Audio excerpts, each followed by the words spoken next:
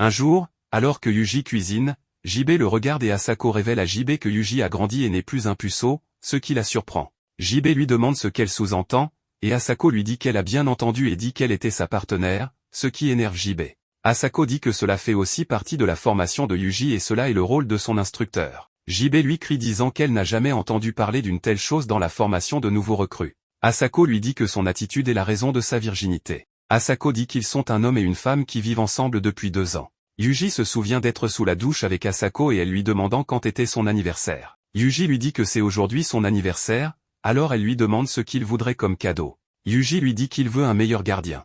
Elle le mord et il rougit, alors elle lui dit qu'elle lui offrira le meilleur cadeau de tous. Il lui demande ce que c'est, et elle dit quel sera le cadeau. C'est ainsi que s'est passé sa première fois. Et JB demande s'ils ne l'ont fait qu'une seule fois. Asako dit qu'ils ont complété le développement de l'intrigue chaque jour depuis. Yuji revient avec les ramens, et JB fait semblant de ne pas parler de quoi que ce soit, de peur que Yuji les ait entendus. Asako lui dit que c'est pourquoi elle n'a jamais connu l'extase. Elle lui demande d'essayer parce qu'elle l'a bien entraîné, et lui dit de boire quelques verres entre-temps. Après quelques bouteilles, Asako appelle pour donner à Yuji une mission spéciale maintenant que JB est complètement saoul. Elle veut que Yuji lui fasse passer un bon moment. Il l'entraîne dans la chambre et ne la laisse pas partir. Il l'appelle par son prénom, et au lieu de manger le dîner copieux qu'il préparait, elle se retrouve dévorée par son fusil charnu. Encore quelques années passent, et la santé d'Asako commence à décliner. Yuji remarque que ses mains tremblent chaque fois qu'elle commence à boire et la supplie d'arrêter parce qu'elle est tout ce qu'il lui reste. Peu importe le nombre de fois où il lui demande si elle est malade, elle lui mentirait en lui disant que non. Mais il a remarqué quelque chose qui cloche avec son corps. Elle commence à divaguer de plus en plus, et sa santé commence à la faire manquer le travail. C'est devenu si grave qu'elle ne pouvait même pas répondre au téléphone lorsqu'elle recevait un appel, alors Yuji devait répondre à sa place. De l'autre côté, un agent ordonne à Asako de répondre à la mission en cours et invoque l'article 9, la menaçant d'emprisonnement si elle refuse. En raison de sa santé actuelle, Yuji commence à assumer ses missions. Quelques jours plus tard, JB demande à Asako pourquoi elle ne lui a pas parlé sur place, mais Asako lui avoue qu'elle n'était pas la personne faisant le travail. JB réprimande Asako pour avoir fait faire les travaux à Yuji de la même manière qu'Oslo l'a forcé, mais Yuji insiste sur le fait que c'est sa décision, car il veut un jour rembourser Asako. JB s'inquiète que Yuji soit emporté par le mode de vie d'Asako, mais Yuji insiste sur le fait que c'est la seule façon pour lui de trouver un sens à sa vie. JB crie sur Asako et emmène Yuji dehors, tirant des balles dans son plafond alors qu'elle part. Au-dessus de la rivière, Yuji révèle qu'il a dit à Asako qu'il voulait être exactement comme elle et se demande si JB savait quelle était la réponse d'Asako. JB lui dit qu'Asako ne voudrait probablement pas de lui dans ce monde mais elle est heureuse que Yuji l'admire. JB lui demande une dernière fois s'il veut vraiment emprunter ce chemin, mais il lui dit que c'est la seule façon pour lui de rembourser la dette qu'il a envers eux. Après leur départ, Asako lui dit qu'il part aux États-Unis pour fréquenter une école militaire.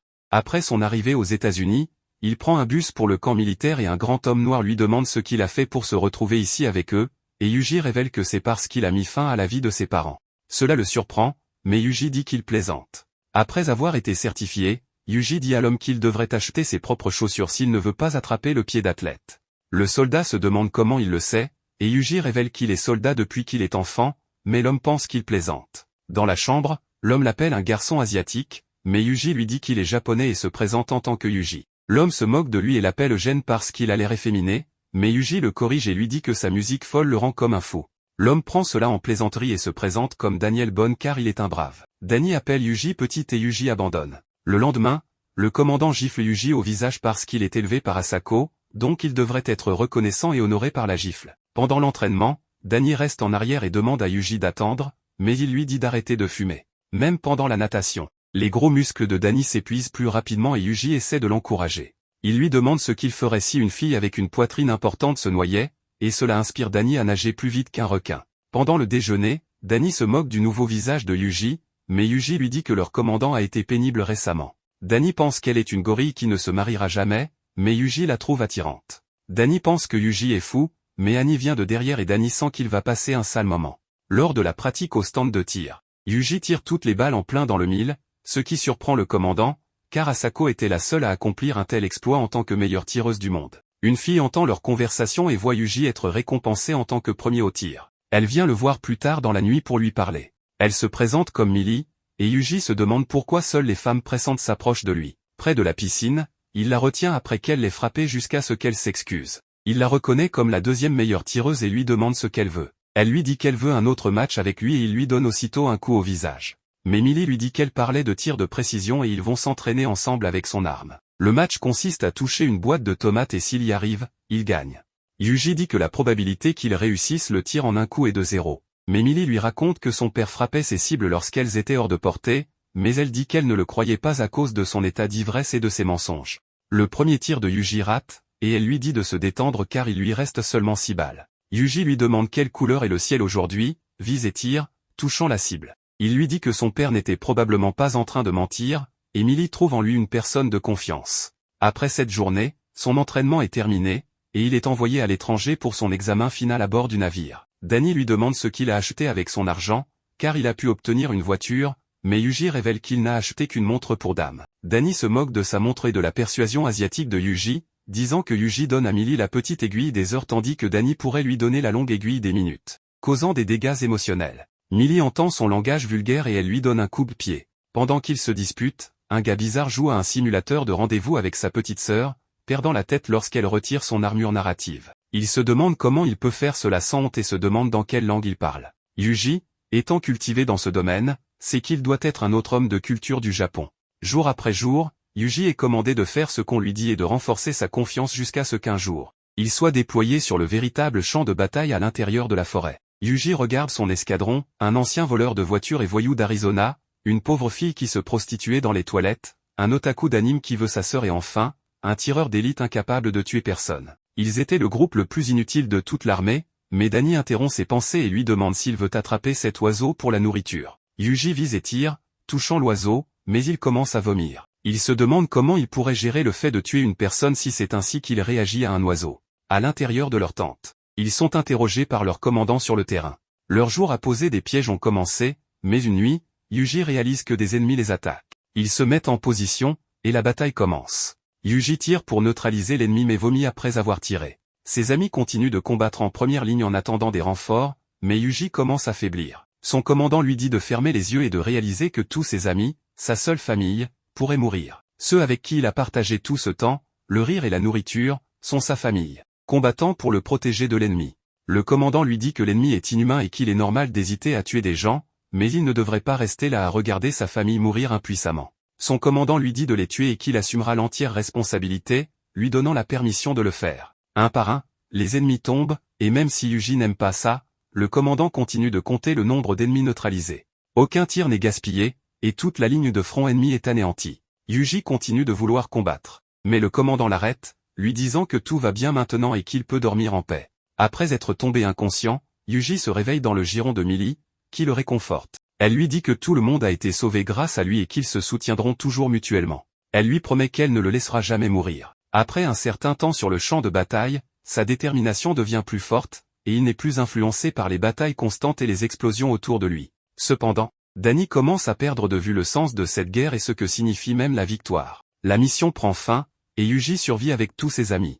En rentrant chez lui, Danny s'approche de Millie et lui demande si elle va bien avec son petit ami qui la quitte. Elle lui dit qu'ils ont dit leurs adieux hier et qu'ils ont mis fin à leur relation. Danny tente alors de la réconforter de manière inappropriée. Millie regarde par la fenêtre où Yuji était et prie Dieu pour que Yuji trouve le bonheur dans la vie et soit béni dans tout ce qu'il fait. Dans le crépuscule qui se rassemble, Yuji embarque dans un avion pour rentrer chez lui. C'était un jour venteux quand il est revenu dans sa montagne familière, et les sentiers étaient tels qu'il s'en souvenait. Son accueil était Asako, qui pense qu'il a l'air plus mature après un grand développement de l'intrigue. Yuji dit à Asako que voir son visage était la première fois qu'il était content d'être en vie. Il lui dit qu'il ne sait pas quoi faire de sa vie, mais qu'il veut lui consacrer chaque instant. Après cela, il termine sa formation finale après l'aéroport international de Vancouver. Et c'était la dernière fois qu'il voyait le visage souriant et amical de Danny. Alors que tout le monde pleurait, Yuji se demandait quand la blague de Danny allait prendre fin.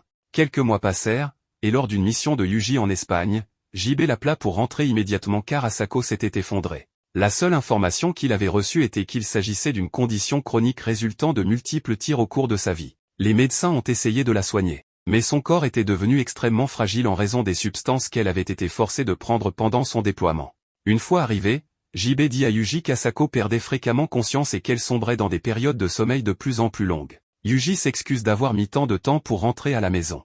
Il prend la main d'Asako et lui demande s'il est en train de mourir, à quoi elle répond oui. Elle s'excuse de lui avoir toujours menti en lui disant qu'elle resterait en vie avec lui. Yuji commence à pleurer, lui disant qu'il n'a pas encore tout appris d'elle, mais elle lui dit d'arrêter de pleurer et d'être davantage un homme comme elle lui a enseigné. Elle dit à Yuji qu'elle a enfin compris ce que signifie sa vie maintenant qu'elle est sur le point de mourir. C'était sa détermination qui lui a permis de le sauver et de passer sa vie avec lui. Yuji pleure en lui disant qu'elle était sa seule grâce salvatrice dans une vie qu'il a trahie à chaque instant. Il lui dit qu'il voulait croire en elle jusqu'à la fin parce qu'elle était la seule raison pour laquelle il vivait. Asako lui dit de vivre sa vie pour lui-même à partir de maintenant, car c'est le genre d'homme qu'elle a toujours voulu qu'il devienne. Il lui dit qu'il ne peut pas et qu'il n'a survécu que grâce à elle. Chaque fois qu'il avait froid, elle était la chaleur à laquelle il pouvait se tourner. Il se demande quel genre d'avenir ce sera sans elle, mais elle l'encourage à le découvrir par lui-même, à continuer de se battre et de lutter, et à devenir l'homme qu'elle a toujours voulu qu'il devienne. Elle lui dit qu'elle a accepté qu'elle va partir, mais Yuji lui demande qui lui a donné la permission, même si c'était Dieu. Yuji veut le combattre pour la garder à ses côtés. Asako lui dit d'arrêter d'être si ridicule. Il passe le reste du temps avec elle, et elle lui dit que les étoiles sont très jolies aujourd'hui. Yuji regarde dehors et lui dit que les étoiles sont vraiment très jolies aujourd'hui. Asako lui rappelle qu'elle se souvient de lui regardant les étoiles et pleurant quand il est venu vivre avec elle pour la première fois. Elle lui demande à quoi il pensait, mais Yuji lui dit qu'il ne peut pas se souvenir. Asako rit en lui disant qu'elle savait quelle serait sa réponse.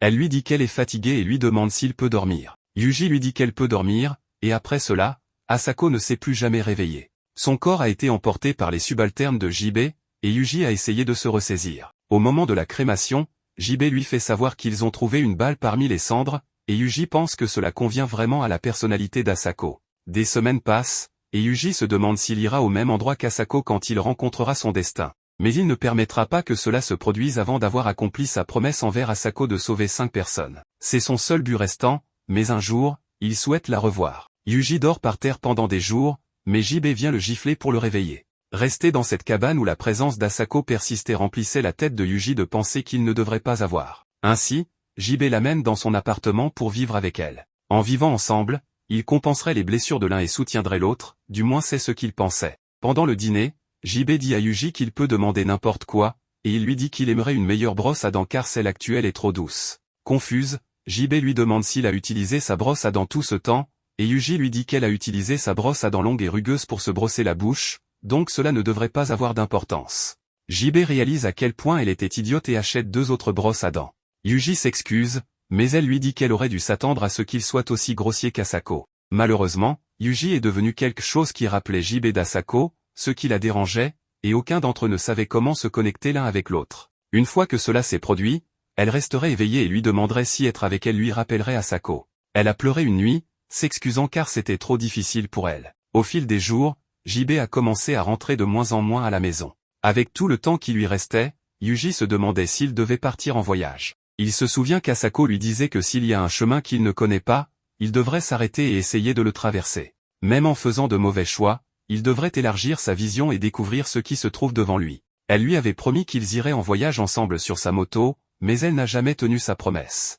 Yuji se lève et dit à JB qu'il part en voyage, ou que le vent le mène, et lui promet qu'il reviendra. Yuji est surpris qu'elle le laisse partir si facilement, car elle sera seule la nuit, mais il conduit la moto d'Asako. Des jours passent, et il rencontre des gens de tous horizons tout en campant. Il continue à traverser la pluie et envoie même un message à Julia lui disant qu'il l'aime. En plein milieu de la route, sa moto tombe en panne, et il doit la remorquer. Un homme s'approche de lui et lui propose de le conduire quelque part en sécurité, mais Yuji dit qu'il est juste un idiot qui court partout sans savoir où aller. L'homme rit en pensant que cela doit être agréable d'être jeune, ce qui change quelque chose chez Yuji. La nuit, il se demande s'il manque d'être jeune et envoie un email à JB pour lui dire qu'il rentre à la maison. Il ouvre une boisson pour l'offrir à la tombe d'Asako et s'excuse d'être revenu sans rien comprendre. Yuji s'excuse d'avoir cassé sa moto, mais il entend Asako lui demander s'il s'est amusé. Il lui dit qu'il a apprécié son voyage mais se demande ce qu'il devrait faire maintenant. Il a l'impression que ce voyage lui a appris ce qui lui manque et pense qu'il pourrait avoir besoin de revivre sa jeunesse et d'aller à l'école.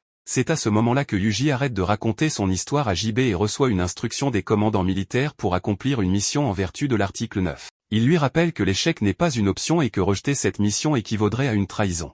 Yuji se met en position couchée visant directement sa cible. Il entend la boîte à musique qu'Oslo jouait pour lui et les paroles qui l'ont convaincu de devenir l'homme qu'il est aujourd'hui. Yuji a confirmé la cible dans sa lunette, mais il commence à réaliser que c'est le pire scénario possible.